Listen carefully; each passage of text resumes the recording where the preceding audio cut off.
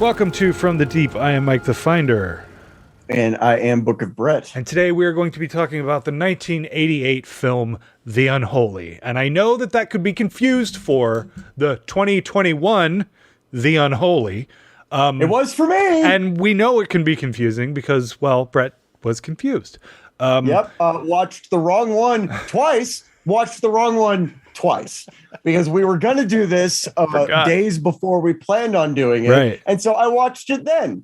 And then I went, I could watch that one again. And so I watched it again to get prepared for the episode. And then as we began, thank God I asked you if you owned it on Blu-ray, because had I not asked you that question, it would not have led to the chain of events that made me realize, I watched the wrong one 2 times. Can you imagine if we had gotten like a third of the way through the podcast and I'd have been like, dude, what are you talking about? Well, luckily, the way we introduced the movies, as in like 1988's The Unholy or 2021's The Deep House, or something like that. Yeah. Luckily, we do it that way, but we still would have gotten set up. We would have gotten synced up in audio and video. You would have set up all of the graphic stuff, and then we would have discovered that so much time had been wasted. Yeah, I guess that's true. I mean, to be fair, I had no idea the 2021 film existed at all. And, I had no idea the 1988 film existed. Right. And so all. I remember we had a conversation. I called and we were trying to figure out what movie it was. And I was like, have you seen The Unholy? That's all that was said. Yep. So it's like basically what happened was just miscommunication. This is what happens when you name another movie the same title as a movie that already exists. I was going to say, it wasn't even bad communication on our part. It was bad branding. Yeah. This is bad branding, but we are not talking about 2021's The Unholy today. And as it turns out, they're two very different movies, apparently. It's not even a remake. It's just a completely different movie based on an entirely different book. Yeah, dude, because you read the description and you went, oh, these sound like two completely different movies. And now I am here to tell you, hours later, they are indeed completely separate movies. Yeah, you watched both of them today, right? I did. I watched. That's the worst part is I already watched one and I watched both of them today. Yeah, that's a bummer. Okay, well, I am not overly familiar with this movie. I have seen this a few times over the years, but it is not something that I watch over and over again, kind of like Friday or Halloween or anything like that. Any of the classic older horror. Right. I do not think this is usually the type of movie that you would watch, because no, it's not. Because it's sitting in this weird area of not bad horror, but bad by today's, not bad, but cheesy, less cheesy as hell. Especially toward the end, yes. Yeah, especially towards the end, because, and we won't jump ahead too much, but the ending to this was I was sitting there going, okay. So, well, I don't think this is your kind of movie, but because it's not my kind of movie either, right? though. Well, and that's what I was gonna kind of say is that I feel like people that are not really into older, cheesier horror may not know that this movie exists, even kind of the way you didn't know what this movie was. No, and the weird thing is when I went to go search for it, because it's on a couple different streaming platforms. It's on Amazon if you have the Stars package, and then it's actually on the Roku channel too. Interesting. So you can watch it on the Roku channel. Which honestly, until we started doing this podcast, I didn't realize how much was on that. But if you have a Roku TV, there's a ton of stuff on the Roku channel. Yeah, I don't have a Roku. I don't even know what that is really. Even when you go to search for it, when you get to the H in Unholy, so when you get to when you're searching for it, the 2021 is at the top, on Amazon Prime, this movie was not on there on the Roku channel. It was like the Unholy 2021, and then like half a dozen titles down was the Unholy 1988. Well, and which I think I thought that was really weird. That is really weird, but I think the reason behind that is that this is not outside of like hardcore horror fans. I don't think many people know what this is, period. And it's because it's kind of it sits in a weird place, like you were saying earlier. I feel like this movie, the first half of this it takes itself really seriously, and it's trying to tell a genuinely scary religious horror story. Yeah. And because effects were made the way they were, about halfway through, well, maybe not even halfway, maybe like the last quarter of it or so, it still takes itself seriously, but because the effects are what they are, it's hard to look at it now and take it seriously, if that makes sense. The ending forces you to be consciously aware of when this was made. Yeah. And what budget they were working with. Well, dude, outside of that, it's so timeless. And you're right. It smacks you in the face once that stuff starts to happen. Yeah, once the we'll get to it because I have a lot. We'll touch on it. About that. Yeah, well, let's just. But yeah, this is going to be spoilers. We are going to be spoiling this movie. Definitely 100%. But I gotta say, if you get into this movie and at a certain point you go, I can't anymore, just for a laugh, stick it out to the end. That's such a good way to put it. I think we'll leave it there for now. Yes, that's good. That's a very good way to put it. But for now, let's go ahead and take a look at IMDb. Like I said, this is from 1988. It is an hour and 42 minutes long, and it is rated R. The director was Camilo Villa. I hope I said that right. Written by Philip Jordan. It's probably Villa. I would imagine. Okay. Written by Philip Jordan and Fernando Fonseca. Starring Ben Cross. Ben Cross is awesome in this, huh? I liked him in it. I actually thought he was. I thought he was one of the better actors in it. That's the thing, is a lot of the side characters have that 80s camp acting style, but there's actually some decent acting in this movie. Yeah, there is. From at least from like the main characters, there's actually some decent acting in this movie. Like at no point did a main actor ruin a scene for me or anything. Like, well, Millie's pretty bad, but she's the part in the psych ward when she's like freaking out it's a little over the top and a little like highly unbelievable. But outside of a couple of her performances, I agree with you 100%. Yeah, 100%. And that's the thing, is I feel like this didn't get caught in a lot of the tropes, as far as, well, maybe not tropes, but just a lot of the things that you find in like older cheesy horror where they're very aware that people are watching it with that in mind. Whereas this, like it genuinely seems like the aspects that were important were given enough attention, I think is the best way of putting it. Well, yeah, and I think the thing about it is that it does take itself so seriously because it is religious horror. Admittedly, religious horror is not my favorite thing. It's my favorite genre of horror. And that's what's so weird. When I mentioned this was a religious horror movie, you were all in. That was like all I had to say to get you like interested in this movie. Religious, I don't know. I don't know what it is about religious horror, because I am the least religious or faith-based human being on the planet. But there's something just fun about religious horror. Like, even if it's bad, it can still be fun. And I don't know what that is, other than like I always really liked ghost stuff when I was a kid. Like, Are You Afraid of the Dark? The ghost stories are like some of my absolute favorites. And so I don't know. But like I said, there's something about supernatural horror. I think there's just something fun about the idea of like the forces of good and evil being almost on a level of like fantasy. And I don't mean that in like a disrespectful way to religion. I mean that as in the idea of demons is on par from a narrative standpoint, is on par with like mythology and stuff like that. And so there's like a fantasy aspect to it.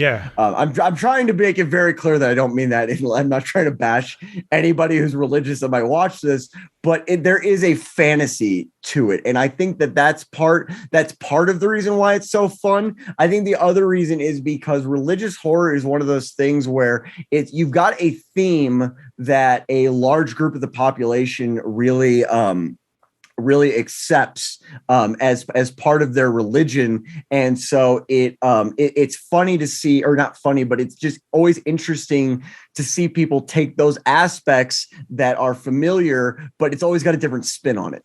Like there's always, and what I mean by that is you can have like different demons, but they always look different, even though like that demon is a thing in that religion. Does that make sense? No, it does. I mean, Spawn is my favorite comic book character, and the entire thing behind Spawn is angels and demons. Like that's the entire thing behind it. And I totally, it's why Diablo is one of my favorite video game franchises. It lends itself to telling really good stories, regardless of those stories coming from the Bible or not. Right. And I totally get what you mean. Do you want to give us a quick synopsis of this movie, kind of the way we usually do?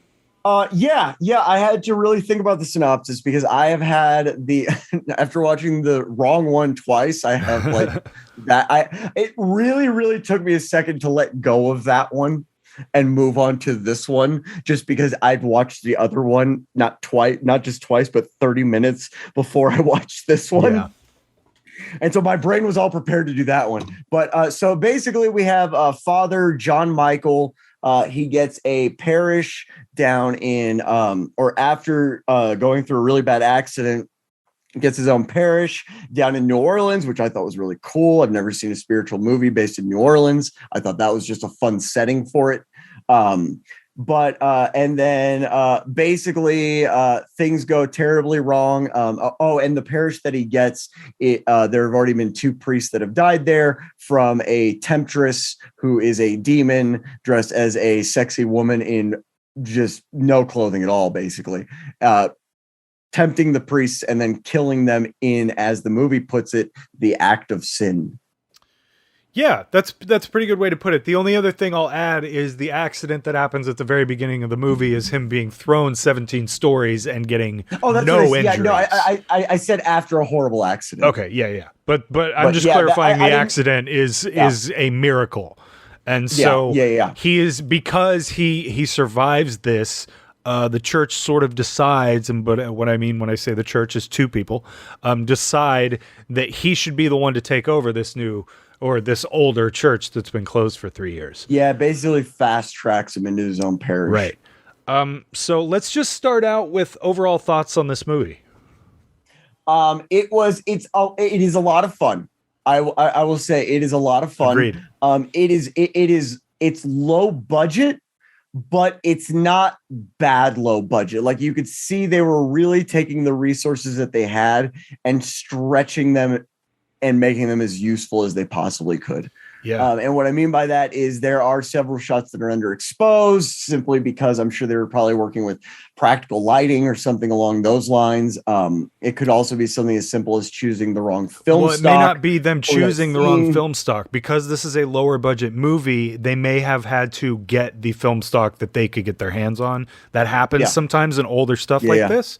And that's true. And the stuff that they had access to might not have been what they should have been using for the scenes because this is a very dark movie. Like a lot of this movie is in the dark. So and you know, sometimes I like that. Sometimes I like when dark scenes are dark, because if you were in a dark scene in real life, it would be dark. It wouldn't be well lit. It wouldn't be, you know, you wouldn't be able to see a lot. There was a movie that did that really well, and it was like an intrusion movie. But Strangers does it really well. Yeah. Yeah, but movies like that where like they really embrace the silhouette and the shadow. I don't want to say the darkness, because I don't mean it as a thematic element, but I mean it as in literally the darkness. When movies utilize that, I tend to like that. So it didn't really bother me. It was just for people who that might bother, then I mean, just be aware that it's a thing in this movie. But yeah, I thought it was fun. I thought the acting was really well done for the most part. Fun fact: the guy that plays Luke, I was sitting there going, okay, A, I recognize him, and B, this guy's actually pretty good. The dad in American History X. It's also Corey Matthews' dad from Boy Meets World. It sure is. Yep. And I'm watching this going like, where do I know this dude from? Yeah. And like and my first thing was American History X. Yeah. Just because that movie is just drilled ingrained in my brain. Yeah. Ingrained in my brain. Yeah. So much of that movie will never leave this tiny box that I put it into. But yeah, so I found that really surprising. I liked him in it. The priest did a really good job. The lady that plays Teresa did a really good job. Like, just all around the movie, especially for a movie of this caliber, the acting's actually really well done. It is. It's actually pretty decent. Special effects, the throats looked pretty cool. At the beginning, when the first priest gets his throat torn out, yeah, that looked pretty cool. I did have an issue with some of the editing. There are a lot of these like real quick jump cuts. Yeah, there are, when like he's having like a flashback or something. But they're actually flash forwards. Well, flash forward. That's right. You're right. I had to remind myself this was like a thing in the 70s and the 80s. This was a thing they did. And so I'm watching it going like, oh, that's bad. And then I'm sitting there going like, well, no, that was part of it. Like this movie is very rooted in the area that it was made in, everywhere from the special effects to the editing to, oh my God, the music, especially the opening music.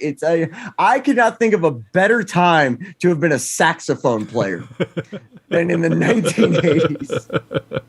And I was thinking that the whole time I'm watching the opening sequence, and it's just this like Kenny G adjacent music. And so, but it's very rooted in the era that it's made. But overall, I liked it. I liked it more than I thought I was going to at the beginning. At the beginning, I was very like, okay, he set you up for a movie he knows you're not going to enjoy. Just sit there and try to watch it and be open-minded. And I think that's the key to this movie, is especially if you're not into cheesy like horror, just go in open-minded, because I think if you go in open-minded, it's going to allow you to appreciate the elements of this movie that it does well. Yeah. Okay. Well, my overall thoughts are this is a very, very fun movie, like you said. Mm-hmm. I kind of think that this sits in a really good place of the cheesy old stuff that I tend to like. With practical effects that don't necessarily look the best, but they're really fun. And then mixed with something that takes itself really seriously.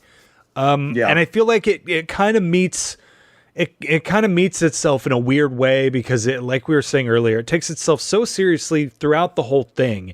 And then the actual demons themselves are, they just don't match the tone of this movie, I guess is the best way to say it. No, they the minions, I'm calling them the minions. That's because they look like the minions from Jingle All the Way. I don't know why they made me think of that. They do. But like, go demon team. I didn't even think about that. They looked like something from Krampus. Yeah. Like that's what they looked like to me. Yeah. They looked like something out of Krampus. And so when I saw them, I had an easier time accepting them than the demon that we actually get. Well, and that might be the worst part about this movie is that the buildup is so strong that I don't think I talk about this a lot, and what I have dubbed it is the It effect, where you have this great buildup of this villain. And then when you see the villain, it's a giant spider thing, and it just can't live up to the hype that you've built it up in your head. Yeah. And especially I can't find the budget on this. I did find that it was like 10 million. I did find down here. Let me scroll down here. Oh wait, no. Gross. It made 6.3 million. Wow. The opening weekend U.S. and Canada 2.3. Yeah, 6.3 gross U.S. and Canada is pretty good. I mean, from what I'm seeing, everyone can see this because I've got it up on the screen. It says gross U.S. and Canada 6.3, but it also says gross worldwide, and it's the same number. So I don't know if this got a release outside of North America. Filming locations. It was filmed here in Florida. Oh wow. Vestron Pictures, Limelight Studios, and Team Effort all were the production companies. So yeah, I don't know if this got a release outside of North America or not, but the monsters and the demons at the end just don't quite meet the expectation that they set up with how seriously this movie takes itself. And that might be the biggest downfall. Now, with that being said, that does not mean that this movie is not tons of fun, because I think it is a lot of fun. Like, even with the payoff sort of letting you down a little bit, it is still a great movie. I found myself really enjoying it this time around. Oh, did you enjoy it more this time, watching it from a more analytical standpoint? I think so, because because I am, like I said earlier, I'm not necessarily a huge religious horror fan. Most of the stuff that I really tend to lean toward is slasher monster movies. Well, maybe, see, and I meant to make this distinction earlier. When I say religious horror, I kind of lump supernatural horror into that. I do too, kind of, yeah. Because if there's a like Poltergeist is, I mean, the whole idea of it, without getting into it too much, is an afterlife, and that in of itself fits into a religious theme to me. Yeah, I feel the same way. And so I feel like, because like The Conjuring. The Conjuring is like one of my absolute favorite horror franchises. And that's religious horror. It's a little more on the nose religious than like Poltergeist, but it's still dealing with like spirits rather than like specific demons of hell and stuff like that. But I think the fun part about this is that it's kind of a cheesy monster movie mixed with religious horror. And that... Yeah, it borders on creature feature. It does. And I feel like because the setup is so strong, I feel like this can be taken a little bit more seriously, crazy, wacky puppet demons or not. Because they kind of lean into it, it sort of takes away all of the scariness in it, looking back at it for how... I mean, this movie is as old as we are. So it's like... This movie... I know. God, doesn't that hurt a little bit? As we are. It is as old as we are. Yeah. It's... Okay, it's a year and a half older than we are. But still, it's like, this is the same era. Younger. This is the same era that we were born in. And so I just realized I didn't make that sound any better. That means we were born before this movie came out. Yeah. I was trying to leave that part out of it, but where's my walker and nurse? But I kind of think this is a great movie. I enjoyed it more this time because, like you said, I was watching it more analytically, but I also think that I have a greater appreciation for stuff that's not necessarily my thing now more than I ever have. So I think that's the hallmark of being a good movie viewer, like being able to watch something in the context of what it is and the context of the genre that it's in, excluding Marvel and Avengers movies, of course. I meant the genre of like cheesy 80s. Oh, you mean superhero? No, even some superhero movies. Deadpool was awesome. Yeah. Some of the Wolverine and X-Men movies are good. Yeah. Aquaman wasn't as bad as I thought it was going to be. Well, I told you, Jason Momoa has the personality of a sack of potatoes, so I just don't enjoy him. I just don't like him. I find him to be a terrible actor. Everything that I have seen him in, he's like the dumbest man on the screen. And it's I don't know. haven't seen I've not seen Jason Momoa in a lot. I've only seen him in Game of Thrones and now Aquaman. Right. But anyway, but my point is, if you watch something in the context of what it is, I mean, it's not going. Bad movies are bad movies. It's not going to work all the time. But I feel like with a movie like this, where there are really good elements wrapped in a package that maybe doesn't have all the tape in the right places. Yeah, that's a good way to put it.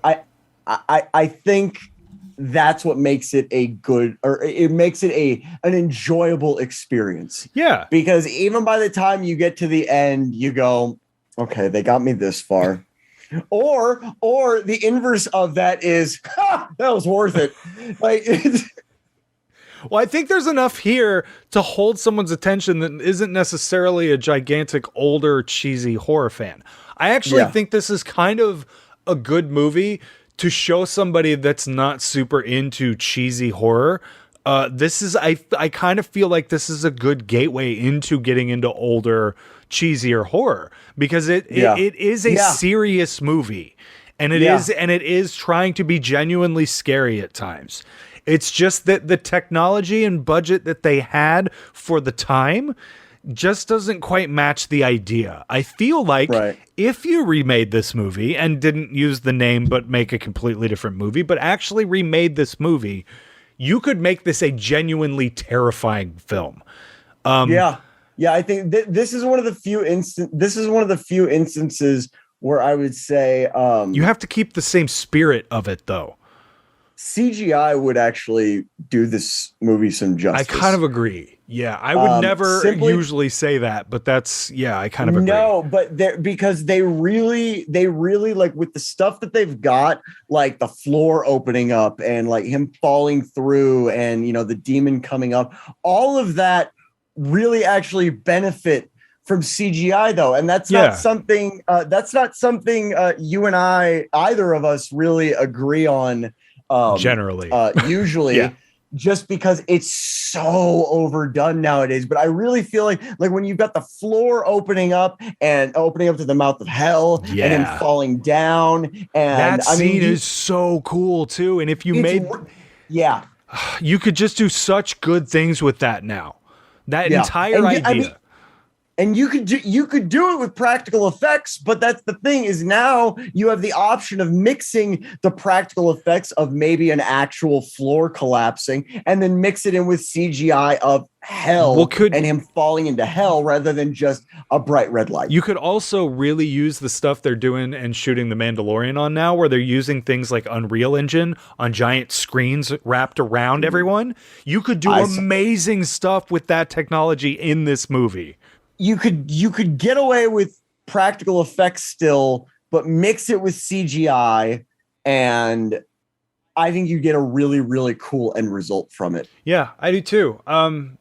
As far as the story and stuff goes, though, I think this is a very, very strong story. The script is great.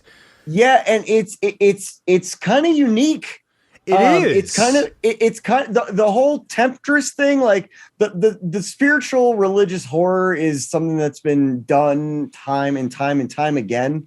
But I mean, even up until 1988, it had been done and overdone and redone and just over and over.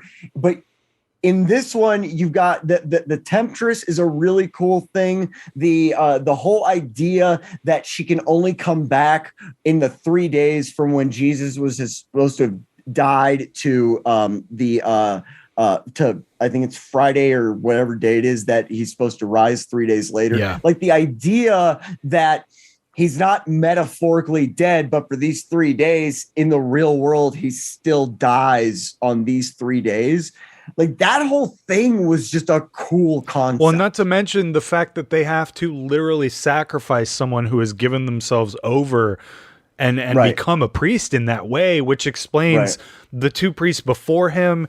And it's just, man, everything is wrapped up so nicely, and it's such a great idea that I love the way that this is written. All of the characters are good. Yeah. The dialogue is great. There's no Yep. one that is there needlessly. I feel like Right. the entire part with the whole satanic club, they do it just enough that it's not too much, because they easily could have leaned into like this crazy satanic imagery and spending a lot more time there than we needed to, Right. and all of that Right. stuff, but they don't. Even though I feel like this movie is way too long, and I complain about that constantly, to be fair. But this movie is what? It's an hour and 40. An hour 40. Yeah. Which is 102 only 100 minutes. minutes. It's Which 102 really, minutes, yeah. 100 to 110 is really your sweet spot for a feature. It so. is, but I kind of feel like this movie does drag a little bit, especially in the beginning, because there's it's so plot heavy, and they have so much to explain before they can show you the actual apex of this movie, that everything is just long and drawn out, and the stuff that is toward the end it all happens so quickly that I feel like we could maybe cut some of this down a little bit, but I say that about almost everything, so Right. there is that. But I think another thing that this movie does really well is you've got a lot of moving pieces on the outside. You've got the Satanic Club, which ties into the main thing, but then you also have the what's the word I'm looking for? The issues between Millie and Luke, who runs the club. Yeah. So you've got that issue going on. You've got the detective trying to save the priest and trying to interact with the church to try and make them intervene. And then you've got what's going on inside the church. There are a lot of moving parts in this movie, but that's what I kind of think helps move it through the full hour and 40 minutes, is the fact that you do have enough going on that even though it might feel like it's dragging, no aspect of the story gets stale at any point. yeah, I completely agree, and that is thank you to the script and to the writers, because 100%. I think even more so than the directing, the script helps carry this movie to not being a total crap fest. Story is king. Always. Story is always king. You could have so many good elements, and if the story sucks, it's like, oh my God, where are the credits? Yeah, then it's just a YouTube travel video. To be fair, this is one of the longest. I feel like the reason it's so long is because this has got to be one of the longest opening sequences I've seen in a while. It's a long opening sequence. Yeah. And not to mention the cheesy effects that they use and the music. And it's just, yeah, it is real long. Yeah. So, I mean, I'm a lot of people were involved. A lot of people want their credit. I get that. But, maybe just make the font smaller and put more words in. Okay. Well, you have any other thoughts on this? Because I feel like we're coming up to a point that's. I want to go further into the puppets. You want to go further into the puppets? Okay. I want to go further into the puppets because the demon. It's just so clearly a guy in a demon version of a horse costume, just on his hands and legs. Like, it's so obvious. And it's well, that part of that is how they shot it. I feel like they could have done themselves a lot more favors by making that scene way darker and cutting around a little bit more, kind of the way they do at the beginning of the movie. The reason it doesn't get spoiled at the beginning of the movie is because those shots are moving so quickly, and the demons have so much screen time at the end that it's so clearly a demon horse costume. You're so right. I didn't even think of it that way, but you're so right. It's that the buildup is so big that one of two things happened while they were filming this end scene. Either the directors are going, this is it. This is it. This is the big reveal. Everybody, quiet on the set. This is the big reveal. And then it happens, and he's super excited about how it turned out. Or the whole time they're filming, and he's going, "Oh no!"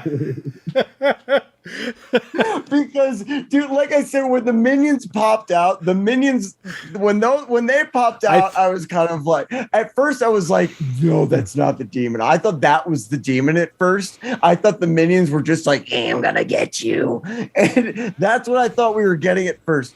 But then we get the demon, and suddenly the little people in costumes seem way more terrifying. The German Shepherd in this movie is literally almost as big as the demon. It's like Cerberus kicked out one of its heads, and that's what we were left with for the demon, because it really looks like a dog without a snout, but with like Jaws teeth. And I'm sure a lot. They also kind of stick out, so you can tell they're like rubber, because like they come out of the gums in like weird directions, and like you can kind of see them moving and stuff. I feel like maybe some extra silicone mucus would have really added to it, because you could at least have that dripping down. But it's just, dude, it was. Well, this might help. A puppet. This might help. Make a puppet. This might help sort of put some context around this. Philip Jordan originally wrote this script in the 70s after the box office successes of films like The Exorcist and The Omen. The director found the script years later in the writer's office when they were working on something else, liked it, and asked if he could use it. So this was written in the 70s. What's even crazier is, can you imagine had they made it in the 70s, what it would have actually looked like? That's what I was going to say. It may have been written in the 70s. They still made that whatever costume that is in the 80s when they made the movie. There's no way that, because I refuse to believe that thing sat around for 11 years, and for 11 years the guy went, nope, that's the one we're using. That's the demon right there. So, but that's what I'm saying is, like, CGI, when it comes to the demon, I feel like CGI would have served this movie well, because if for no other reason than just to beef it up, just to make him look bigger. Why is he waist high? Like, you could kick it. Like, why when it's like chasing Millie and she's like pinned against the wall, like the whole time I'm sitting here just go just kick it. Just kick it in the face. Well, Bob Keane is the guy that did all of the effects for this movie. He also did Candyman, Krull, the Hellraiser movies. He's actually known for a lot of stuff. Dude, like Hellraiser, like the first Hellraiser is like groundbreaking special effects. Yeah. Groundbreaking special effects. What happened, Bob? He did Nightbreed, Waxwork, The Neverending Story, Star Wars, Dude. Dark Crystal, Aliens, Superman. That's incredible. Yeah. Event Horizon. Dude, his seriously, his credits are crazy. That's awesome, man. The Warlock movies. Yeah. Again, I come back to what happened. Well, so here's another thing. I'm getting all of this. Cool. The face is cool. I'm getting all of this from IMDB, which is, my go-to here. Special effects man Bob Keane had to go back. Had to go back and shoot more scenes after initial test screenings of the film found it too light. So what we are seeing here are the going overboard and maybe just killing it. Yeah. But I don't know what found it too light means. Like, the punch wasn't there, and so they were trying to amp that up, and then when they didn't amp that up, I don't know what that means. Do you think it was a real horse costume first? Do you think? So I brought you in here so that we could talk about the ending of your movie, The Unholy. Oh, really? What didn't you like? The monster's a horse? You set this whole movie up, and it's a horse. Oh my god, that's so good! Like, the director proclaims that this is not a horror movie during its initial release, despite the fact that the film is about literal demons from hell. What did he describe It doesn't as? say. But What else could it be? I mean, Let's think about that for a second. What else could this be? I think It's not a thriller. The only other option is religious thriller. Like that's the other option. I guess that's when true. I think religious thriller, but thriller I has a don't think much less. It doesn't. The word's not nearly as tainted in Hollywood and stuff as horror. No, it's especially not, was in but- the 80s.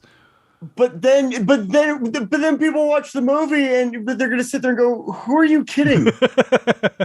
Well, I also don't think it matters that much because I didn't watch the trailer for this. Maybe I should have, but I don't know how you would cut this together to make it not look like a horror movie. Like the whole vibe of it, like we were saying, it's a very dark movie. As far as how it's shot, it's about literal demons, like that thing says. And I don't know. I don't know how you'd cut this together to make it to give the audience an impression that it's not a horror movie. No. But okay, do you have anything else? Any final thoughts about this movie before we? Yeah, I just I would genuinely recommend, and this is not usually when we watch movies like this is more of you explaining why you didn't like it and me explaining why I liked it or why you liked it and why I didn't like it. Yeah. That's usually what happens with these types of movies. Yeah. But that wasn't the case with this one. And so I would definitely recommend people go check it out for sure. Again, like we said, go in with an open mind. And you're not going to be disappointed one way or the other. Either you're going to enjoy the 3/4 of it and you're going to laugh at the second or the last fourth, or you're not going to enjoy the first 3/4, and then it's the payout at the end is totally worth it. Yeah. So even if it's in a snarky way. But overall, I mean, like we talked about, man, they did a good job with it. The acting was good. The writing is, I mean, considering what we have and how very seldom is the writing the driving force that keeps people going through a movie, Especially a horror movie. Yeah. And so, yeah, I would definitely recommend this. If I was going to give it a rating, I would give this I'd give it a 7 out of 10. Okay. Yeah, I think that this is a fantastic religious horror movie. I am not a huge fan, like I keep saying, of religious horror, but this does it in such a refreshing, interesting way that I think that I can't help but enjoy it because it's not, although the original script may have been influenced by stuff like The Omen and Exorcist and all that kind of stuff. It doesn't feel like they were trying to remake or rip those movies off. It felt like they were trying to make a new movie in the theme. Yeah, it feels really refreshing when you've seen a lot of that kind of stuff. And like I was saying earlier, it would have been really easy for them to really lean into the whole satanic cult thing. Especially in the 80s with the whole satanic panic. Exactly. And what they did was they integrated that into the script in such a good way that I felt like it was in there just enough. It gives Luke a reason to be around. And the imagery that is there is interesting, but it's not overdone. And despite this movie being an hour 40, I will keep saying this. It's too long. The beginning is just a little bit too drawn out, and it's very plot heavy at the beginning, so that you understand everything that they're trying to set up. And I get all of that. I just feel like it's a little bit too long and drawn out. As far as technical aspects of this movie, it's shot well, but like you were saying, there are points where stuff's underexposed. The lighting isn't great. On the flip side of that, though, there are points in this movie, like when he's praying and the crucifix above him is lit in such an interesting way when the lighting is coming in from behind him, and it's got weird lighting at times, but I think because of the story that they're trying to tell, it works.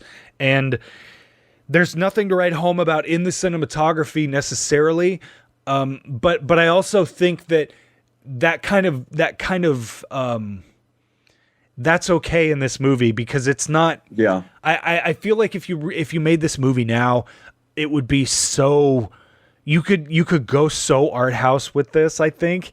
Hyper stylized. Yes. And the fact that this movie reminded me a lot of The Church. I don't know if you've seen Dario Argento.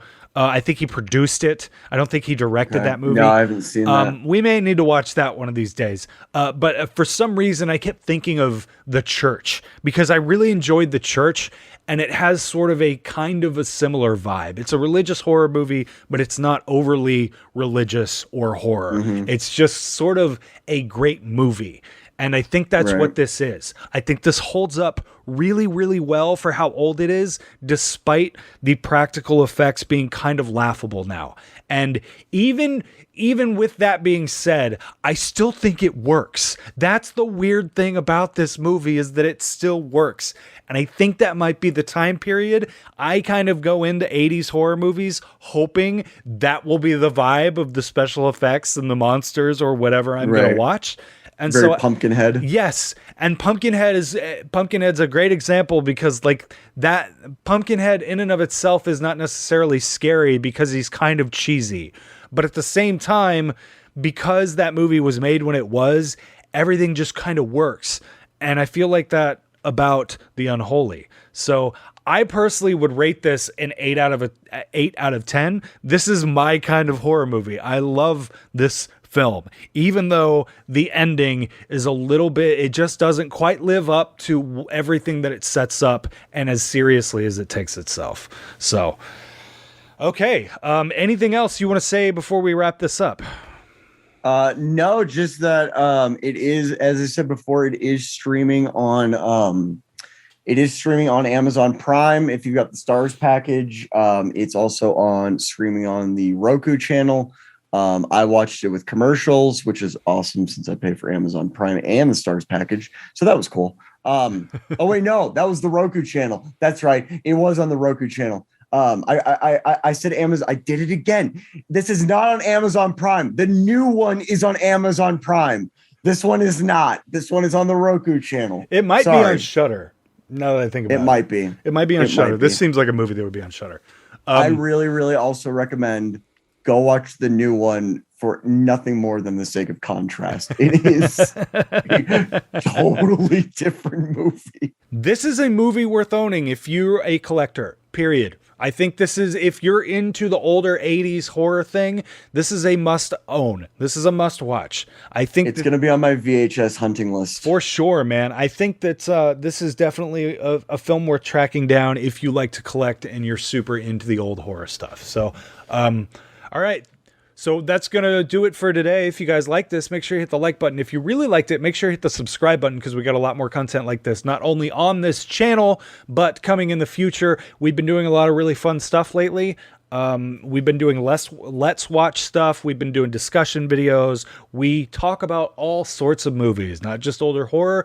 Recently, we've done The Tender Bar, Die Hard. What else? Jack Frost. Which, by the way, I noticed the title of it is Jack Frost the best Christmas movie ever? Didn't it used to say worst? I don't know. Did it? I think it said worst and you changed it to best. I mean, I guess. I guess you just have to watch the episode to find out. So thank you guys. Thank you guys so much for watching, and we will see you guys next time on From the Deep. Bye-bye.